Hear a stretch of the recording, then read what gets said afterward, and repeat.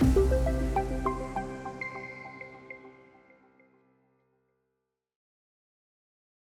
evening, everyone. Welcome to San Diego. It's a pleasure to be here. There's a great crowd tonight, which I'm sure had nothing to do with the fact that the bar has just closed and there's nowhere else to go until dinner. So between then, we're going to talk about, as Kim said, the most important thing. Kim gave you a lot of very good industrial metrics about how the field's been through a difficult couple of years.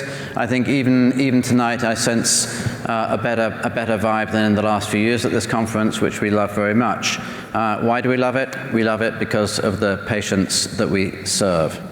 I think some of the more memorable moments in the super plenaries that this conference has put on before the actual conference itself over the years have been the interactions with patients. There's a few alumni in the audience you might recognize wandering around, and it's a pleasure to have them here. But now, tonight we're going to hear a different patient story, and I think there'll be a bit of a reality check for many of us here as Luke Keller and his daughter and I start their conversation tonight. So I would like you to welcome Luke and Oaklyn to the stage.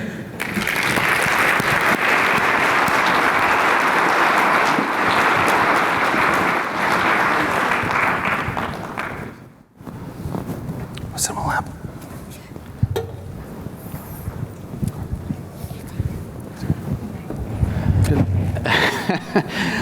Luke and I have not known each other for very long, but we, as you know, I like to significantly under-rehearse these interactions, but we've already had the conversation about who's sitting where, and this is how it's shaken down. So welcome to you both. Welcome, Oaklyn, and your collection of teddy bears, one of whom is from a very fancy shop in London called Harrods, and the other, I have no idea, where's the other one from? Where's the other one from?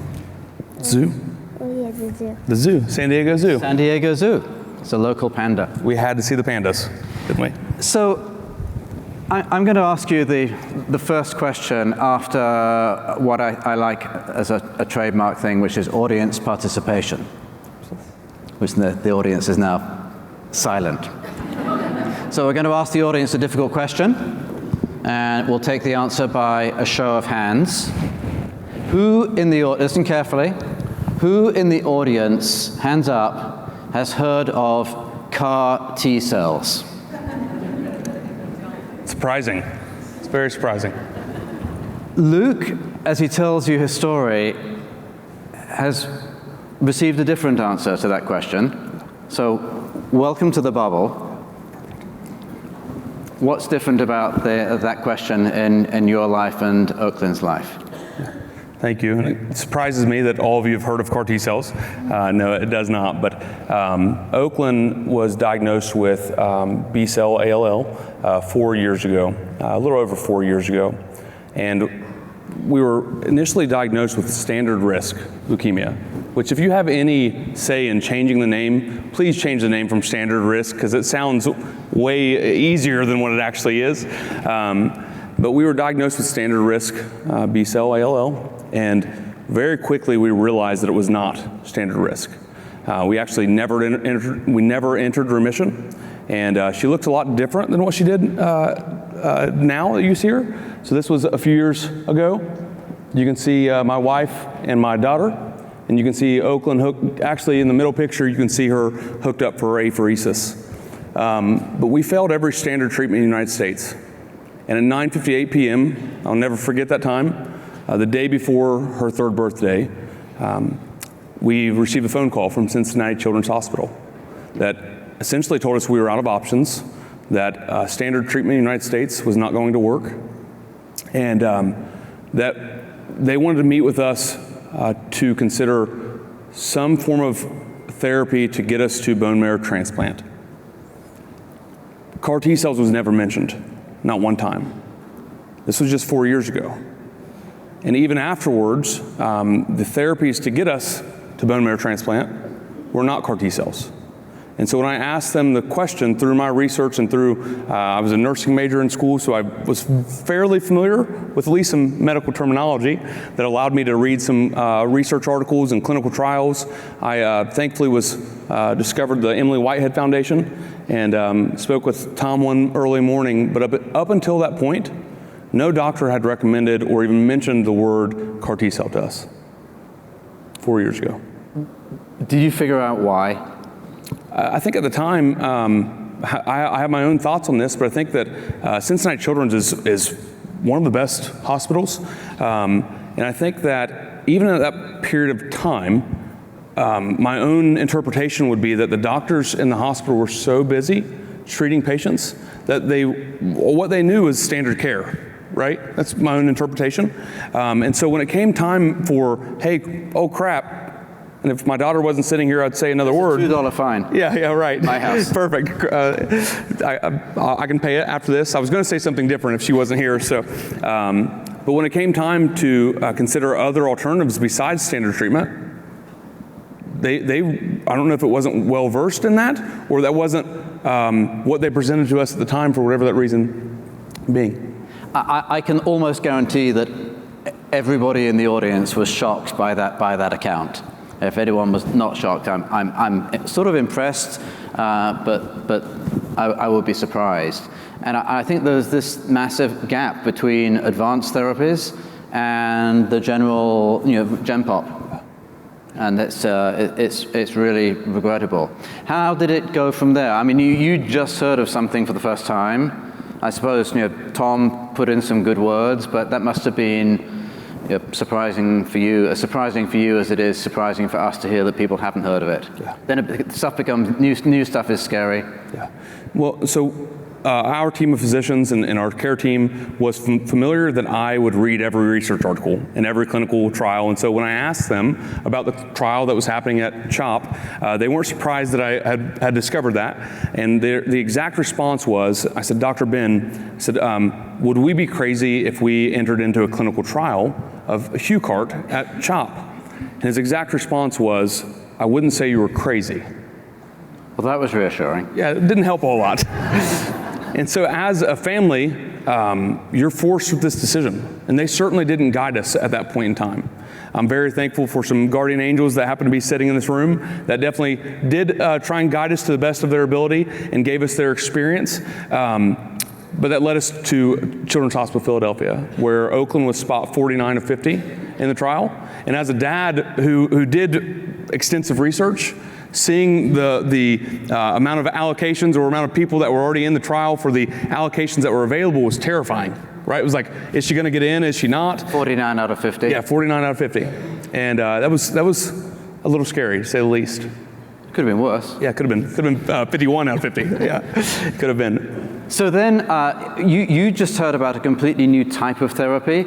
How quickly did you become aware of how different cell therapies, gene therapies, we call them gene-modified cell therapies, are, that the medicine is cells expanded from your own daughter, but the type of cell that had never existed before, genetically manipulated, those are perhaps especially to all of us, those are pretty scary words. And it's such a good question because although I had researched it, I never saw the application of it, and especially my own daughter. And it started for us with just the harvest of T cells, right? So I'd like to do some audience participation as well. How many of you, if you don't care, how many of you have children in this room? If you don't care to shoot your hands up. Okay. You can put your hands back down. My daughter at 2 years old was learning to potty train, right? She just turned 3.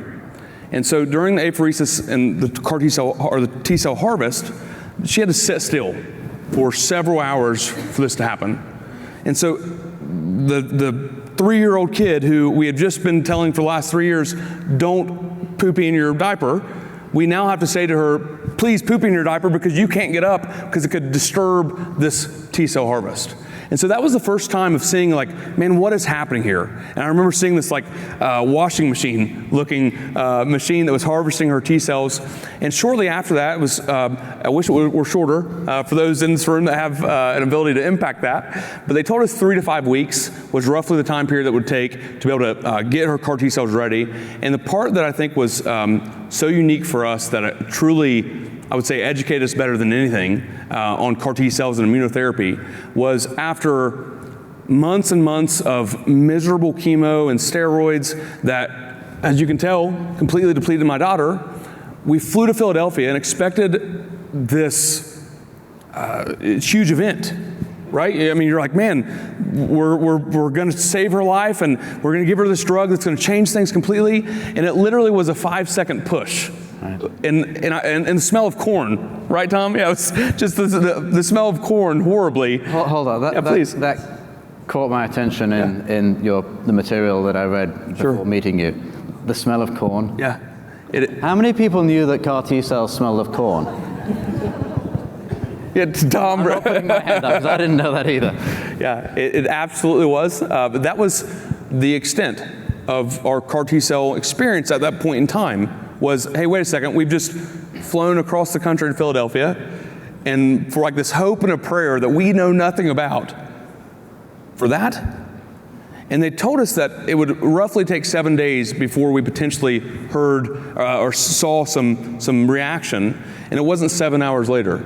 And they actually thought, because of her reaction, that it was an allergic reaction, that it was not cytokine release syndrome, wasn't CRS, that she was experiencing immediate fever, itching of the eyes, and we were mortified. So we rushed back to Philadelphia, and it wasn't long after they discovered that she was absolutely in a full-blown CRS response and that the CAR T cells were working. Yeah, that CRS is something that most people in the room have heard of, and I think it's one of the scarier parts. And it's this sort of crazy, coincidence that if the CRS is horrible, but it's the sign that they're probably working. Yeah. So you knew that already at that time? I did, but it didn't prepare me for what happened. Yeah? It did not prepare me, no. So how did you feel about, what was the fever? What was the number? She had a fever for nearly an entire day of 107.6. Yeah, and so keep in mind, I'd say every person in this room is better educated and more well educated than I am or was, but I had studied nursing, and I knew that 107.6 fever was not ideal, right? Like, it's like, oh man. And then at the same time, so she was completely incoherent for a week. She had hallucinations of Toy Story sitting on her shelf, and she doesn't remember that now. And she was vomiting and had diarrhea of blood fairly consistently and was completely incoherent. The only thing that she would say at all for those entire 6 days was "ma, ma, ma, ma," all day long. And then eventually she would say, "Mommy, I really love you." For 6 straight days, that's all she would say. And I was really jealous that she wasn't daddy. I think we've all been there. I'm going to phrase this as carefully as I can. Most of the people in the audience have no idea what you're talking about. They know as little about the reality of the therapy as you knew about the molecular biology of the therapy. Has anybody in the audience had a cell or gene therapy or prepared to put their hand up? I think the answer is probably no. 2, they're patient advocates. They don't count. That's cheating. Who knows somebody who has had an advanced therapy? I mean, that's pretty sparse. If I broaden it out to bone marrow transplants and stuff like that, then it's getting a bit more there. But I think something I try to impress on the patient advocates that I interview is that, there's a lot of stuff that these very smart scientists and engineers and physicians know that you don't know, but for the most part, they have no idea what you're talking about, so don't hold back in telling them. Okay, so the anticlimax, the smell of corn, a 107 fever for a week. When do you get the first sign and that something good is happening other than CRS? How long did that take? We started that process on November 18th. We flew back home on Christmas, a day before Christmas Eve. And I love sharing this, and I'll be very quick on this, but the parents in this room can understand. We were flying back for Christmas, and I remember telling Dr. Grupp, "Hey, Dr. Grupp, I know you're going to call us the day before Christmas, or the day before Christmas, the day before Christmas Eve, that you're going to call us and tell us what the results are." And I pulled him aside separately from our room, and I said, "Would you mind not calling us the day before Christmas Eve if the results aren't good?" And he said, "No problem, Luke, I can do that." And the day before Christmas Eve, they were going to call us one of two times. They were either going to call us at 10 a.m. or 4 p.m. Well, I had just missed nearly 6 months of work entirely. So the day I was home, I had to go to work, right? I had to. And thank God they hadn't fired me. I work for a family company that's very good, or they would have, right? But I go home at 10 a.m. and no phone call. So I go back to work. I go home at 4 p.m. and no phone call. So I go back to work. And at this point, my family does not know that I've told Dr. Grupp this. Oh, yeah. okay. So not a good idea, because now I'm thinking, are the results really not in, or are they just not calling us? And so that's a terrible idea. Yeah, it was not well thought through. My background is strategy, and that was not a very good strategy at all. So fast forward, I emailed them, and I said, hey, again, really narrow-sighted for me. I said, if the results are not, or can you please just call us and tell us something, even if the results are not in. So they call us and they say, at about 6 p.m., they said, hey, the results are not in yet. I'm like, oh, crap. Why did I do this again? $2. Yeah, it's $4 now. I'm good at math. So Christmas Eve comes around. And this is really the first time we'd heard anything at all. My wife and I are sitting there, and we have a Christmas tradition. We watch a movie together when we put the kids in bed while we're waiting for Santa. And someone called at 9:58 p.m. And I jokingly told my wife, I don't know what your fine is for this, but please reduce it by 50%. I said, whatever asshole is calling you on Christmas Eve, please let it go to voicemail, right? It's Christmas Eve at 9:58 p.m. You heard it? What's the fine, $4? At least $4, $5? yeah. I've got a big tab if somebody doesn't care to pick that up for me before we leave. So she said, let me check. And sure enough, it was Philadelphia. It was Dr. Grupp. And him and I have shared this story before, but he said, Luke, I don't know who's working today at 9:58 p.m. on Christmas Eve, but your results just hit my computer. I have to tell you, your daughter's cancer-free.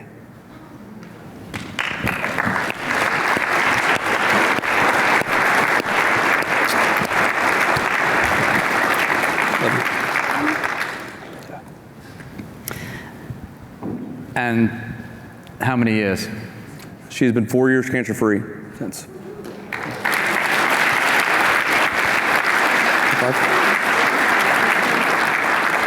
I'm going to give Tom warning about this, because I'm going to bring him up on the stage in a minute, because I think what's interesting, what's great is that I have actually forgotten how many years Emma is cancer-free. Emily is cancer-free.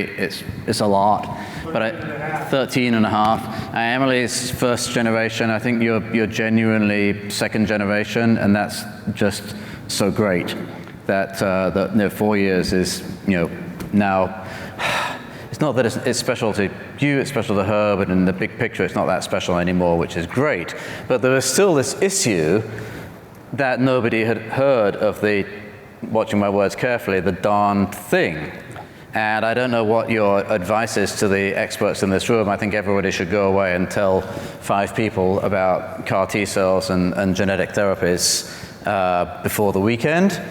But it's kind of awkward and embarrassing for us to realize what a bubble we all live in. So that's your action item for the rest of the week.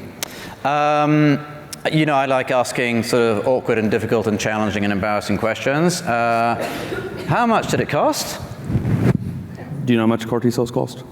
Do you have any guess? How many pandas do you think would CAR T cells would cost? Take a guess. 1 million? 1 million pandas. Probably still wouldn't do it. I know we can probably get an over-under on how much it costs, but I think if I see a lot of shaking heads and waving hands, if I said it's probably a 7-figure sum when you roll up all the hospital costs, I'm seeing nods, unfortunately, which means that I'm right, which normally I'm very pleased about, but here I'm not. It's $1 million plus. You have some financial experience in your career. Would you describe that as a workable long-term model? No, absolutely not. And one thing to add to that, I think, is if you even, and I'll get emotional here because this is a tough one for a 2-year-old kid experiencing leukemia.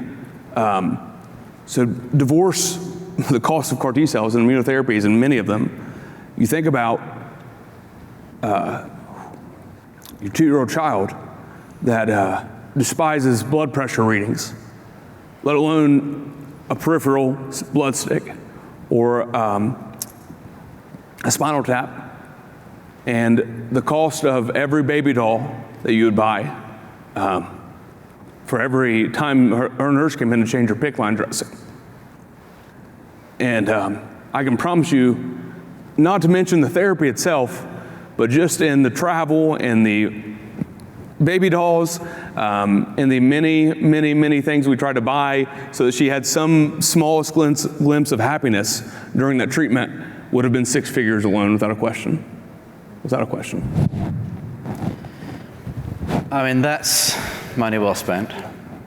The best I've ever spent, for sure. Well, the cost of the drugs, I think most of the people in the audience know the cost of the drugs is a bit of a hobby horse for me. I don't understand why the cost of these drugs has not been more aggressively tackled by the field. A couple of JP Morgans ago, I put a graph on the screen, which was the cost of the price of the cell or gene therapy plotted against approval year, and that graph is just up and to the right. It's not heading in the right direction. I think, ironically, some recent commercial launch failures, in my opinion, strongly correlated with the price of the product, has caused a moment in the field. And it's my hope that increased resources from people in the audience and beyond result in a dramatic reduction in these costs.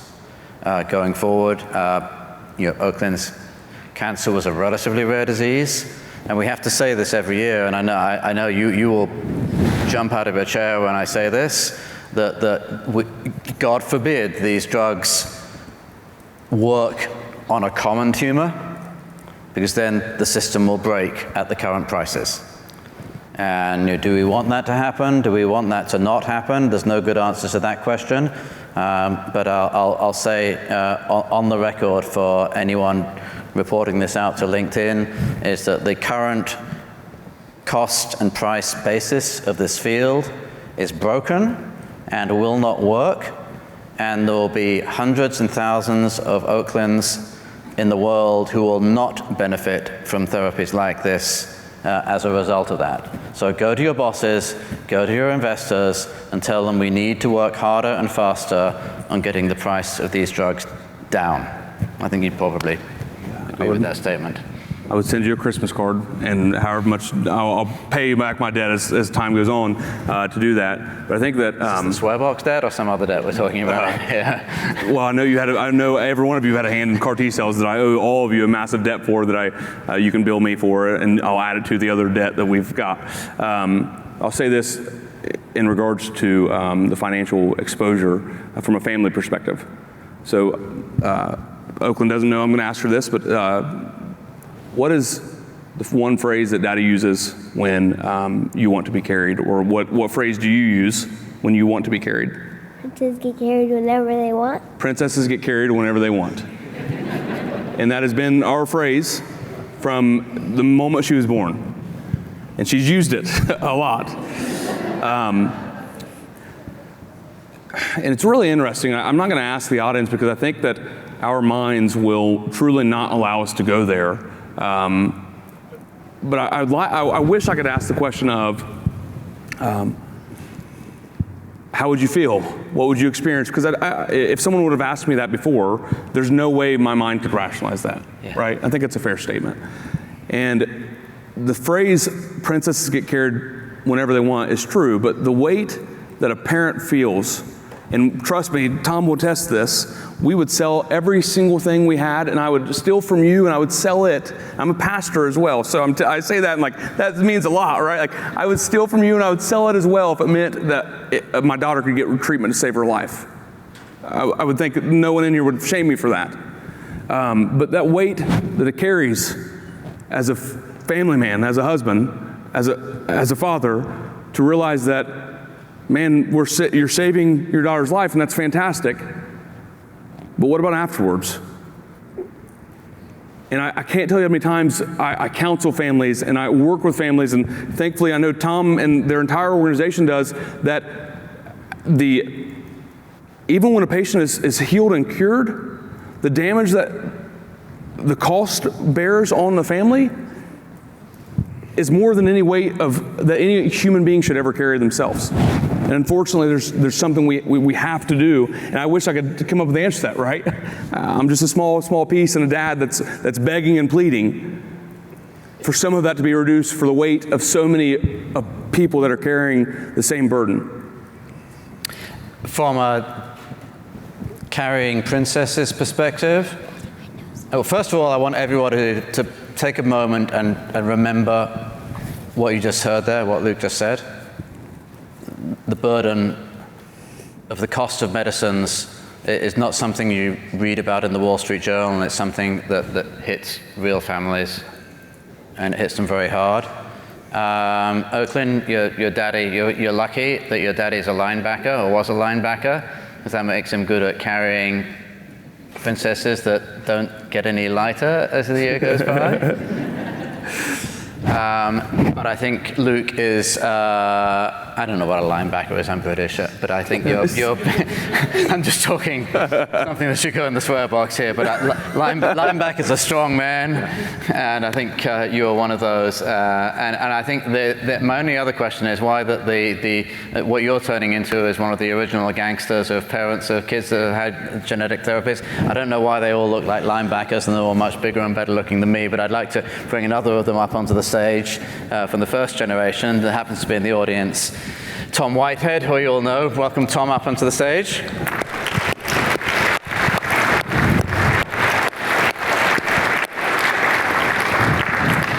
Tom, how does it feel for there to be a second generation? And you're now the old one at the party. Very fortunate. It's Can you hear me? Yeah. Okay. Yeah. Yeah, just listening and watching, to have a success when someone's reached out to you, like their family, is what makes it all worth it, because it's really brutal to meet a family and then, not all of them are having success yet. And it's really depressing that 4 years ago he wasn't told about this before he reached out to me. We couldn't do more as a family to be out there in the media and doing everything we can to spread that awareness. But a couple things from your discussion that I wanted to share. I know right now, Dr. Grupp can treat a patient and do 7 days vein to vein, and it costs $30,000, and it's the same efficacy as Kymriah. But with all the rules that Big Pharma has to follow and stuff, they can't do it for that. So I think there is hope that it can happen. They're also treating some kids in Brazil with the same machines. And that came from me talking to Carl June and Dr. Grupp, and I said, I'm having video chats with mothers in South America who are sobbing because they can't even afford the visa to travel, and it could save their children. So after those discussions, they made a few trips down there, and now some of those kids at least have a chance. I think kids in Cuba can't even get normal leukemia care because of the restrictions. And the other thing that was shocking to me, I was somewhere with Dr. June, and he told me that if they solved 2 of the solid tumor cancers right now, there would be so many patients that it would double the cost of healthcare we spend in the United States. That's the crux. Heaven forbid. So he said, cure a common cancer. We could cure these 2 cancers, and it would be an economic failure. Yep. Because people wouldn't be able to get them even though they work. Yep. So again, I try to be a part of changing that narrative. And I've shared before in my talks that in 2012, our Blue Cross was charged over $3 million. And I know they didn't have to pay that much, but that's what was billed. And before the Affordable Care Act, there was a $2 million cap on our Blue Cross. But when people ask me about how expensive Kymriah is, I don't think they realize that that's what a bone marrow transplant costs. If you go through bone marrow transplant, your Blue Cross or your health care is going to be charged that much. And Emily's coming up this summer. It'll be 14 years since she spent a night in the hospital. May 10th, she'll be 14 years cancer-free. May 2nd, she's going to be 21. And if she got a bone marrow transplant, there's no way she'd be that far out of spending a night in the hospital. So I try to focus on that as well. As she still has aftercare so she can fight viruses, but she would have had much more health issues, I believe, even if she had a successful bone marrow transplant. I think a lot of what this is not the venue where we get deep into the technicalities of it, but getting these therapies to patients earlier in the lines of treatment. So we're not continually talking to people like you and Luke who are saying, well, they failed it, they failed this, they failed this, they failed this, they failed this, and finally, so that's $1 million worth of treatments at least before you even get to the one that costs $1 million, and obviously that's not helpful. That's my daughter Emily's hope, and she's had talks with Dr. Grupp. She said a standard risk, BALL diagnosis should be able to come down and get the treatment in 7 days and be cancer-free in the first month and go home and do it outpatient. Yeah. That's what we're trying to move forward, for sure. Did we have a conversation about the clock with the organizers? I can't even see it. No, I can't either. But it is It's time 0. to wrap up because Ingrid's getting. Hi, I see you. Yeah, that's me. It's time to wrap up. This was an extraordinary pleasure.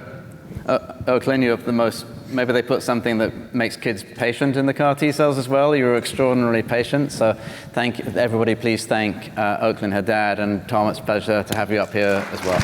It's always a pleasure. Thanks for what you all do. Thank you guys so much.